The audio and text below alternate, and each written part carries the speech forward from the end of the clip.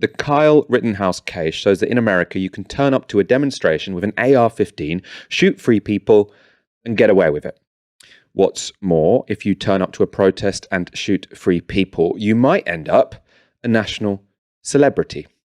Both during and after the trial, Rittenhouse was praised by numerous senior Republicans, including Donald Trump. He's now done a primetime interview with Fox News' Tucker Carlson. It wasn't Kyle Rittenhouse on trial in Wisconsin. It was the right to self-defense on trial. Right. And if I was convicted, no one would ever be privileged to defend their life against attackers. Remember, when Rittenhouse says it was the right to self-defense on trial, he means it was the right to turn up to a BLM demo and shoot unarmed people with an AR-15. It wasn't self-defense by any ordinary understanding of the term. The case of Rittenhouse and his acquittal is one clear example of how extreme American political culture is right now, and it could get even worse. Trump-aligned candidates are winning across the country in Republican primaries, and there is every chance there could be a unified Republican government by 2024. When I say unified, I mean controlling all three arms. These are Joe Biden's approval ratings at the moment. So 52.3% disapprove, only 42.7% approve, so not particularly popular. And according to an Emerson College poll, which the website 538 gives an A rating, Trump would win a head-to-head contest with Biden if a presidential election were held today. Aaron, this all has me incredibly worried. This is still, America is a declining power, but it's still an incredibly important country. And a death cult is one of their two major parties. And I think it could be even worse this time around, because when Donald Trump won in 2016, the fact that it was a bit of a fluke, that no one expected it to happen, did mean that he entered office with, his legitimacy questioned. And I do think that limited what he was able to do when in office. Now we could get to 2024 where Trump or some other Trumpist candidate is leading a unified Republican Party, starts as the clear favorite, their victory is seen as inevitable. That's going to be a much scarier prospect. And especially, obviously I think about this on an international perspective as much as I do, whatever's going to happen domestically in America. But we are in a situation where we need governments to be acting at least with some semblance of rationality when it comes to climate change. And this just seems like the biggest spanner that could be thrown into the works. And it just seems so dangerous. I mean, am I being overly pessimistic? Not at all. I think the United States today is in a similar position to where Britain was in the 1930s, in that it's an empire in decline. Internally, externally, it has issues, but it hasn't quite handed on the baton of global hegemon, of the apex of geopolitical power. And it went for a long time because, of course, it militarily has bases in more than 150 countries. China has bases in like 2 countries. So the idea that China, yes, it's going to be this economic titan. Yes, it's going to be hugely technologically innovative. It's already outpacing the US in certain industries and areas. Militarily, it's not going to overtake the US for a while yet. But you can clearly see America on the decline, both within its borders and beyond them. Externally, a great example of this is the Nord Stream pipeline. Germany making overtures to Russia at the height of US empire, even 10, 15 years ago. You couldn't really do that. Afghanistan, of course, another expression of that. The Afghan pullout was just a complete disaster. You had the American security establishment saying, this won't be a case of on the Monday we say it's fine, on the weekend we'll have to leave, and then actually on the Tuesday they left. Nobody saw that coming. Similarly with their response to COVID, again, it shows a power in real decline. Now, how does that interface with the politics and the kind of electoral reality? Well, the US has its midterms, which are the elections you alluded to at the start of this piece, November next year. So a year from now, basically, are the midterms, which will be a big test of the Democrats.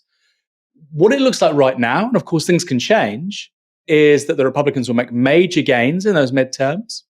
And of course, Joe Biden will be 80 years old. And it's quite a new situation where you have a president, very low approval ratings, quite old. And if they get really hit hard, it may be that he doesn't run again for president. Now, that might seem implausible, but there was polling out quite recently which showed that 64% of Americans don't want Joe Biden to run again. Similar polling put Trump at 58%. So I'm not saying that there's a huge appetite for Trump and that Biden, is yesterday's man. But 2/3 of Americans don't think that Biden should run again. One poll for Redfield and Wilton, a credible pollster, had Trump 5 points ahead. 5 points ahead.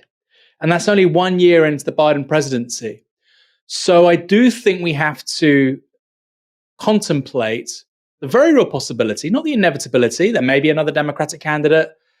The Trump candidacy may go nowhere. The Republican Party may implode for whatever reason. We have no idea in politics. As the adage goes, events steer by events. Of course, things change. Look at COVID. I personally think Trump wins the second term if COVID doesn't happen. So you can't write any outcome off, but I think right now, looking at it, Trump wins as big or bigger in 2024 as he did in 2016. Of course, Trump isn't a spring chicken himself. That's another thing to contemplate here, Michael. But I think you look at the US Democratic Party, which has been the problem, actually. The moderate wing of the Democratic Party has been the problem here, in particular 2 or 3 individuals when you look at the legislature. But actually, generally speaking, in terms of fostering a big, broad, working class movement, encompassing social movements, encompassing various minority groups, etc., that's not been their theory of change. Their theory of change has been, swing Democrat, Republican voters in 2 or 3 states, get friendly old Joe, and we'll get over the line. With COVID, that worked. I think we'll find out, had there not been COVID, it probably wouldn't have worked. And, we can speculate that until the cows come home. But we'll have a good idea whether or not that's true come 2022, come those midterms. So, yes, the US is in decline as an imperial power, internally, externally. And we need to buckle up for some pretty hairy elections next year and in 2024. The big missed opportunity, I suppose, as well from Joe Biden and the Democrats is that they haven't used this opportunity in any way to sort out America's defunct democratic system. I remember when Joe Biden first won and they had all three branches of government.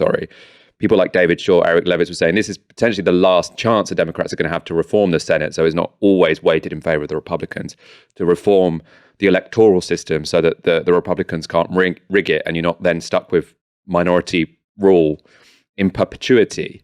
And when minority rule in perpetuity means Republican rule, and this kind of death cult Republican Party, I can't really see where it's going, and it does really, really scare me. I feel like, we need action over the next decade on climate change.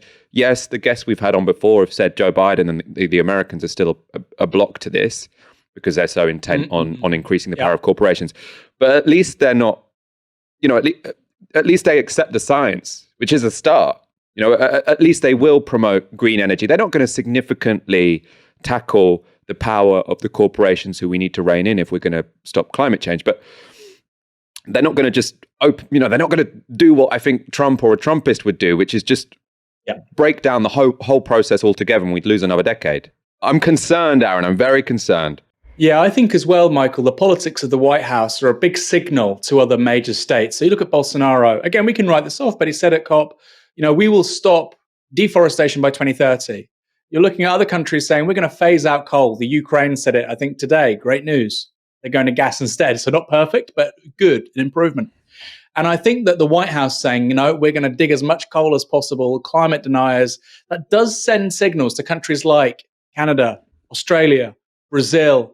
These are huge, huge emitters. Canada, Australia per head, emitting twice as many emissions per capita as someone like China.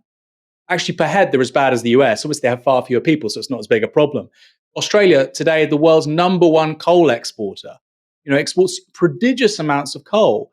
And Trump being in the White House is not going to make that figure go down. So I agree with you. From a climate perspective, it's deadly.